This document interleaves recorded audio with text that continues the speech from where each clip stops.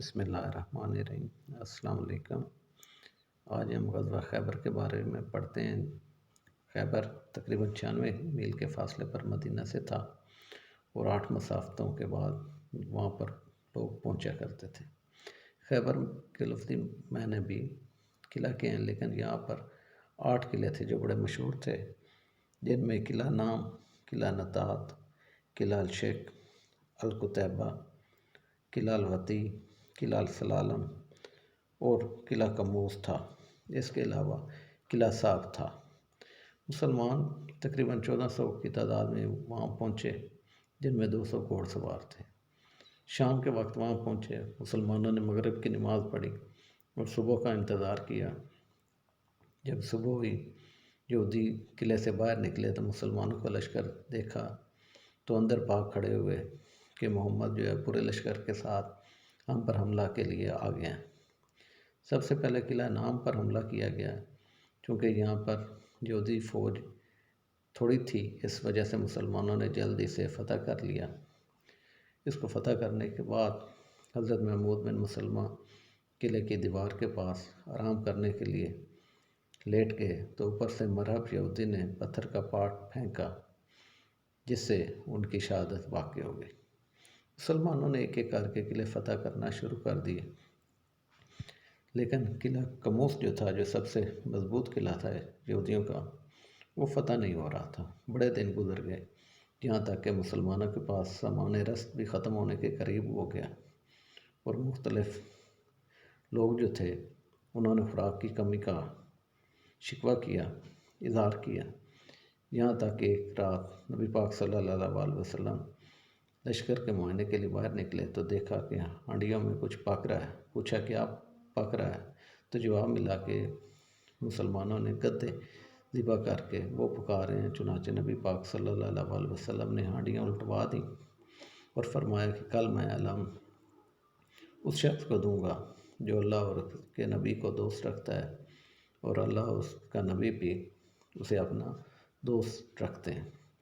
اب ساری رات مسلمان اس انتظار میں رہے اور یہ خواہش کی کہ کاش یہ علم ہمیں مل جائے، تاکہ اللہ اور اس کے رسول سے محبت کا ہمارا دعویٰ جو ہے یہ سچ ثابت ہو سکے۔ صبح ہوئی تو نبی پاک صلی اللہ علیہ وسلم نے ارشاد فرمایا کہ علی کہاں ہیں؟ حضرت علی کو بلایا گیا۔ آپ کی آنکھیں اشوب چشم کی وجہ سے دکھ رہی تھیں۔ نبی پاک صلی اللہ علیہ وسلم نے ان کی آنکھوں میں اپنا لعاب دین لگایا، جس سے ان کی آنکھیں ٹھیک ہو گئیں۔ چنانچہ حضرت علی کو علم عطا ہوا۔ حضرت علی قلعے کو فتح کرنے کے لیے جب روانہ ہوئے تو ان کا مقابلہ مرہب سردار، جو یہودیوں کو بڑا بہادر سمجھا جاتا تھا، اس کے ساتھ ہوا۔ حضرت علی نے اپنا تعارف کرایا کہ میری ماں نے میرا نام حیدر رکھا ہے۔ مرہب کو پہلا وار کرنے کا موقع دیا، اس نے پہلا وار کیا، لیکن حضرت علی نے وہ وار بچا لیا، اور جب جوابی وار کیا تو حضرت علی کی تلوار اس کے خود کو کاٹتی ہوئی سر سے نیچے تک چلی گئی، اور اس طرح سے مرہب کا خاتمہ ہو گیا۔ اور ہم دیکھتے ہیں کہ قلعہ جو تھا مسلمانوں نے جلدی حملہ کر کے فتح کر لیا۔ اسی طرح مدارج النبوت میں روضۃ الاحباب اور معارج النبوت سے منقول ہے کہ حضرت علی کی تلوار گر گئی، چنانچہ حضرت علی نے قلعہ کا دروازہ اکھاڑ کر اسے اپنی تلوار بنا لیا۔ جنگ کے بعد آپ نے اس دروازے کو پھینک دیا تو 7 آدمی اس کو پلٹ نہ سکتے تھے، اور 40 آدمیوں نے مل کر اٹھانا چاہا لیکن نہ اٹھا سکے۔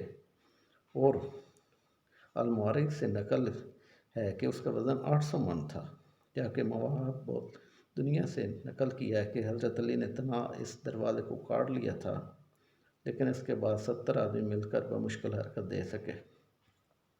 اب اس طرح سے جب یہ قلعہ فتح ہو گیا تو اس کے بعد قلعہ کموس میں، اب چونکہ ابن ابی لقیق کا قلعہ تھا، جب یہودی اس قلعہ سے بھاگے اور یہ قلعہ فتح ہو گیا تو اس میں صفیہ بنت حیی بن اخطب، ان کی 2 چچا زاد بہنیں بھی قید ہوئیں۔ صفیہ کنانہ بن ابی لقیق کی زوجہ تھیں۔ ابن اسحاق کے مطابق یہ کم سن تھی اور نئی دلہن تھیں، تھوڑا عرصہ پہلے ان کا بیاہ ہوا تھا۔ چنانچہ لوگوں نے حضور پاک سے کہنا شروع کیا کہ وہ معزز سرکار کی لڑکی ہیں۔ چنانچہ نبی پاک صلی اللہ علیہ وسلم نے ان کے ساتھ نکاح کیا حضرت صفیہ بتاتی ہیں کہ انہوں نے چند روز پہلے خواب دیکھا تھا کہ چاند میری گود میں آ گیا ہے۔ جب انہوں نے اپنے شوہر سے اس کا اظہار کیا تو اس نے کہا، بلکہ اس نے جو ہے مارا انہیں کہ کیا ہوا، تو محمد کی خواہش کرتی ہے۔ اب کیا ہوا کہ نبی پاک صلی اللہ علیہ وسلم نے انہیں اپنی زوجیت میں لے لیا۔ اسی طرح ہم دیکھتے ہیں کہ اس کے بعد باقی جو قلعے تھے، قلعہ زبیر جو کہ پہاڑ کی چوٹی پر تھا، 3 دن تک اس کا بھی محاصرہ ہوا اور وہ بھی فتح ہو گیا۔ اسی طرح بقیہ قلعہ جات جو تھے، الکتیبہ، الوطی اور سلالم، وہ بھی مسلمانوں نے فتح کر لیے، اور اس طرح سے ان کے ساتھ بعض قلعے پر بات چیت ہوئی اور یہ بات قرار پائی کہ قلعے میں جتنے مرد اور ان کے اہل عیال ہیں سب کو چھوڑ دیا جائے گا اور وہ خیبر کی زمین سے ماں اپنی اولاد کے نکل جائیں گے۔ تمام شرائط منظور ہو گئی، لیکن نبی پاک نے اموال کو ملاحظہ کیا تو فرمایا کہ ہی بن اخطب کا مسک کہاں ہے۔ ہی بن اخطب بنی نذیر کا سردار تھا۔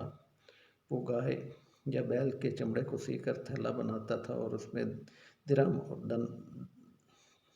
دینار وغیرہ، زیورات، سونا چاندی وغیرہ رکھا کرتا تھا۔ چنانچہ اس میں بڑی مالیت کا خزانہ تھا جس کو یہودیوں نے اس موقع پر چھپا لیا۔ جب نبی پاک نے فرمایا کہ وہ کہاں ہے تو انہوں نے کہا کہ جناب وہ سارا خرچ ہو چکا ہے۔ اس پر نبی پاک صلی اللہ علیہ وسلم نے کہا کہ فلاں جگہ جو ہے کھدائی کرو، جب فلاں جگہ مسلمان پہنچے تو وہاں سے وہ ویرانہ میں مل گیا، چونکہ خلاف وعدہ انہوں نے معاہدہ یہودیوں نے اس سے انکار کیا تھا، اس لیے ابی و لقیق کے دونوں لڑکوں کو قتل کرنے کا حضور پاک نے حکم دیا۔